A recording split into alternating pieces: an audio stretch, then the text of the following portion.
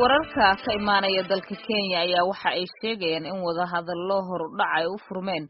ururka ONLF iyo dawladda Ethiopia. madax ka kala socota labada dhinac ayaa la sheegay inay ku sugan yihiin dalka Kenya ilaa ay haatan ma caddo waxa ay ka wada hadlayaan iyo muddada uu socon doono wada hadalkooda. wada hadalladan ayaa Maxamed Cabdisandheere waxa uu ka wareystay afhayeenka ururka ONLF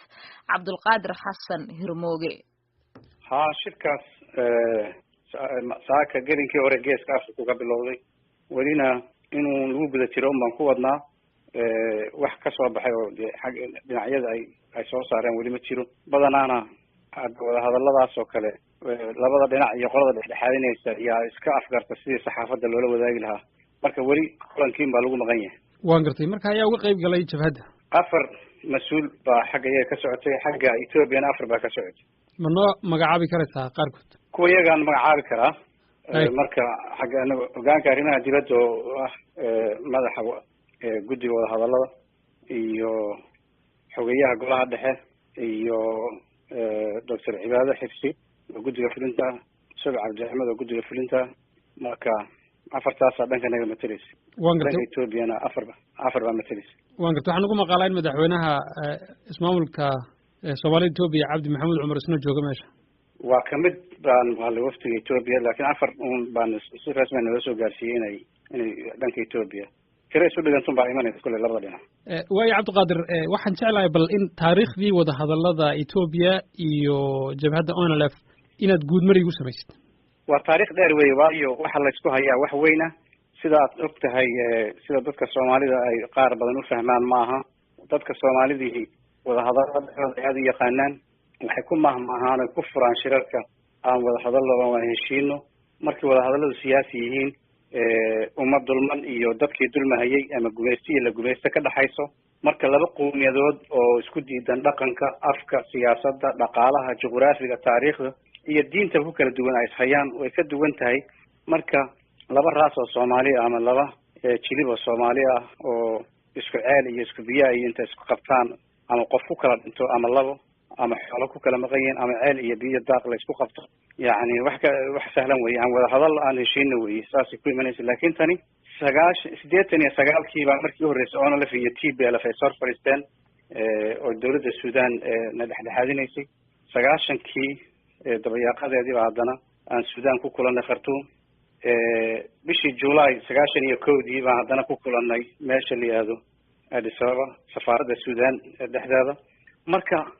inta xilliga ka dambeysay ilaa 40 kulan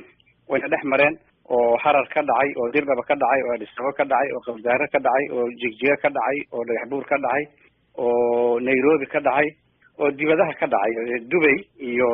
meel kale oo dibadda hore Yurub ka dhexooda ka dhacay marka arrimaha weyn baa la isku diidan yahay. waan gartay kolka marka taariikhdaas soo maray haddana dawladda Kenya dhexdhexaadintii u dambeysay waday oo aad ku dhex jirto. waan gartay kulan hore jiro Nairobi ka dhacay isagana oo aan guul laga gaadhin maxaa kan maanta socda soo celiyay ayaad noogu sharxi karaysaa? kulankan horta wuxuu bilowday 2012kii markii Rosario hore Ethiopia uu dalbaday marka uu dawladda Kenya ka dalbaday madaxweynihii hore ee Kibaki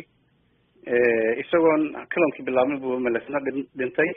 dib uu furmay 2013kii muddo socday ilaa 6 kulan baa dhacay waxyaabo iska bidaaya ama bilow ah waa lagu heshiiyey laakiin waxyaabihii asaasiga ah lagama heshiinin waxaa hakiyey dhanka Ethiopia oo diyaar garowgoodu uusan dhamayn isla markaana marxalad kala guura marayay hadda waxaan isleenahay isbedelo waaweyn baa ka dhacay Ethiopia duruufaheedii way isbedelayaan shucuubta lama caburin karayo isgumaysi waa dhamaaday is-adoonsi ma dhici karayso qarniga 21aad shacab ka fiican shucuubta kale ma jiro shacbi ka hooseyn kara shucuubta kale ma jiro qolo ka badsan karta ma jirto qolo xorriyadda jeebka ku haysan karta iyo qolo gurnimada gurigeeda ku hayn karta ma jirto marka marxaladaas ay gashay waxaan islaahay marxaladan hadda ku soo beegmay wada hadalkani way isbedelo aad u weyn baa dhacayo oo maalinla ah oo toddobaadla oo bilo ah marka saameyn inay leeyihiin baynu garan karaynaa wayna ka muuqataa hadda siyaasadda Ethiopia inay isbedeladani saameyn leeyihiin xoogag cusub baa soo socda duruufo cusub baa dhalanaya xaqiiqooyin la iska indhatiri jiray ama wacyiga dadka ama kartidooda dhaqaale ayna gaadhin baa maanta soo saartay marka xaqiiqadaasaa miiska iskeenaysa. waan gartay marka rajada laga qabo in markan adoo duruufaha iminka aad sheegto o dhan eegaya inay natiija kasoo baxdo oo isafgarad u dhaco intay leegtay? waxaan isleenahay kolley aada ugama hordhici karo. waa wadahadallo principles oo aada waaweyn oo ay ka talin umadeed ku saabsan, oo magdhow ku saabsan, oo ay ka talin iyo xorriyad iyo afti iyo dhaqaale iyo dulmi boqol jirsaday iyo jiritaanka qowmiyadda soomaalida iyo dadka soomaaliyeed oo dhan ayaan u hadlaynaa oo keliya xataa ma aha inaan ogaadeen u hadlayno dadka soomaaliyeed iyo dulamkii jamhuuriyadda soomaalida loo geysanaya iyo faragelinta iyo arrimo badan baan ka hadlaynaa. marka waxa weeye waxaan isleeyahay duruuftan kuwii hore way dhaantaa, saadaashuna way ka duwan tahay tii hore, laakiin inaan aada uga hor dhacano ma fiicno. marka wadahadalladu markay jiraan in la derso weeye, oo qodobada iyo qoraalada dhinaca kale la derso, oo qiimeynta dhexdhexaadka la derso, oo aan xogo ku dhisna weeye. markaan baan sheegi karaa mooyaane, laakiin duruuftu way kaga habboon tahay kuwii hore. afhayeenka ururka ONLF Cabdulqaadir Xasan Hirmooge oo u waramayay wariyaheena Maxamed Cabdisandheere ayuu kaasi ahaa. dhegeystayaal waxaa naga xusuusina inaan isku dayno inaan helno dhinaca Soomaalida Itoobiya mas'uuliyiintooda ilaa iyo haatan maanan helin. haddii aan helnana idaacadaheena dambe ayaad ku maqli doontaan.